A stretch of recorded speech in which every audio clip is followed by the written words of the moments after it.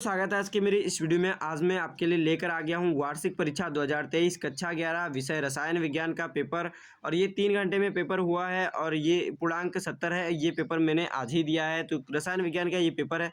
तो इस तरीके से आप देख लीजिए। अगर आप चैनल पर नए हैं तो चैनल को सब्सक्राइब कर लीजिए, क्योंकि मैं पेपर और उनसे रिलेटेड सोल्यूशंस जो है मैं कराता रहता हूँ। तो इसका मैं क्वेश्चंस, इसमें जो सोल्यूशन है आधे अभी सिर्फ पेपर शो कर रहा हूँ और इसके कुछ टिक द करेक्ट जो है इनके आंसर बता दूंगा। लेकिन इसका जो आंसर आपको चाहिए तो उसके लिए आप कमेंट कर दीजिएगा कमेंट बॉक्स में, और उसका मैं पूरा आंसर अच्छे से दिखा दूंगा आज, क्योंकि कल अगले दिन मेरा फिजिक्स का पेपर है। तो आज मैं इसका पूरा सॉल्यूशन नहीं लाने वाला हूं। तो यहाँ पर आप देख लीजिए, साम्य स्थिरांक केसी को इकाई अभिक्रिया है। तो केसी की इकाई अभिक्रिया जो है यहाँ पर आपको बताना है कौन सी है। तो ये आपकी अभिक्रिया दी गई है, इसकी इकाई बताना है, मतलब मात्रक बताना है आपको इसका। तो N2 गैस प्लस में 3H2 गैस, फिर इस तरीके से आपको दिया गया है। पूरा समीकरण पढ़ लीजिए। उत्पाद बनता है आपका 2NH3 गैस में बनता है के लिए आपका जो ये आपका साम्य स्थिरांक केसी होगा, उसकी जो इकाई होगी तो वो क्या होगी आपका लीटर स्क्वायर और मोल -2। इस तरीके से ये पहला वाला इसका आंसर सही हो जाता है। फिर जो खा नंबर प्रश्न है उसमें Cl2 NaOCl तथा ClO3 माइनस ऊपर है यहाँ पर में Cl की क्रमशः ऑक्सीकरण संख्याओं के मान हैं। तो इनकी जो ऑक्सीकरण संख्या है उसका मान आपको ज्ञात करना है। तो ऑक्सीकरण किस तरीके से संख्या निकलती है वो पिछले वीडियो में मैंने बताया था, तो यहाँ पर आप देख लीजिए। और Cl2 जो है इसका जो है ऑक्सीकरण संख्या 0 निकलता है। फिर यहाँ पर NaOCl जो है इसका आपका ऑक्सीकरण संख्या 1 निकलता है।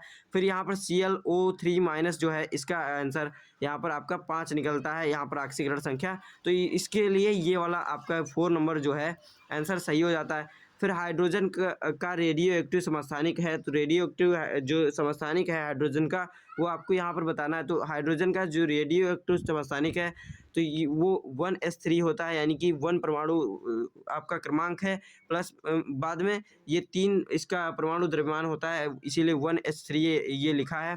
तो इस तरीके से फिर क्षार धातुएं संबंधित हैं। तो आपको क्षार धातुएं किससे संबंधित हैं ये आपको बताना है। तो एस ब्लॉक से आपका क्षार धातुएं संबंधित होती हैं। फिर निम्न में CH3OC2H5 का कौन सा IUPAC नाम सही है। तो इसका कौन सा IUPAC नाम सही है ये आपको बताना है। तो यहाँ पर आप देखेंगे, इसको मैंने अपने जो इम्पोर्टेंट क्वेश्चन लाए थे और उसमें भी इसका आंसर मैंने कराया था। तो यहाँ पर ये आपका मेथॉक्सी एथेन इसका जो है ये आपका सही हो जाता है IUPAC नाम। फिर आपका निम्नलिखित में से इलेक्ट्रॉन स्नेही अभिकर्मक है। तो आपका जो इलेक्ट्रॉन स्नेही अभिकर्मक है वो है BF3। इसमें आपको इलेक्ट्रॉन स्नेह इसको रहता है, इलेक्ट्रॉन किसी अन्य से इसको चाहिए होता है। फिर यहाँ पर आप देखेंगे तो अगला जो प्रश्न है वो इस तरफ दिया गया है, वह है दूसरा प्रश्न। इस तरीके से दिया गया है। आप इन सभी प्रश्नों को देख लीजिए अच्छे से पहले, और इनका सॉल्यूशन अगर आप कमेंट बॉक्स में लिखेंगे तो उसको मैं सॉल्यूशन करके मैं अपलोड कर दूंगा वीडियो। तो इस तरीके से आप देख लीजिए, यहाँ पर इस तरीके से पूरे क्वेश्चन दिए गए हैं। पहले प्रश्न में दिए गए हैं, फिर दूसरा तीसरा इस तरीके से सभी क्वेश्चंस यहाँ पर दिए गए हैं। और थोड़ा ये लॉन्ग क्वेश्चन हो गया है, बहुत ज़्यादा बड़ा है, मैं लिखते लिखते परेशान हो गया था, लेकिन इसका क्वेश्चन नहीं कम पड़ रहा था और बहुत ज़्यादा क्वेश्चन दे दिए गए हैं इस तरीके से। और यहाँ पर आप देख लीजिए, 5वां प्रश्न यहाँ पर सिद्ध करना है, और फिर ये मार्कोनी-ऑफ का नियम, फिर IUPAC से रिलेटेड यहाँ पर भी है। और यहाँ पर आपको IUPAC नाम कुछ दिए गए थे, इनके फिर आपको IUPAC स्ट्रक्चर बनाना था, यानी संरचना बनानी थी। और फिर यहाँ पर आपको इस तरफ देखेंगे तो यहाँ पर आपको ये संरचनाएँ दे दी गई हैं, इनके आपको इस संरचना सूत्र जो है इनके नाम आपको लिखना है, IUPAC नाम। फिर आपको इधर दिया गया है अगला ये वाला, आपको ये संतुलित करना है, ये समीकरण, इस समीकरण को संतुलित करना है।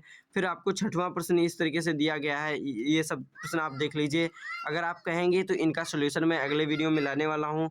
तो तब तक के लिए धन्यवाद, और वीडियो को लाइक कर दीजिए, चैनल को भी सब्सक्राइब रखिए, जिससे कि आगे की आने वाले वीडियो आपको जल्द से जल्द मिल जाया करें।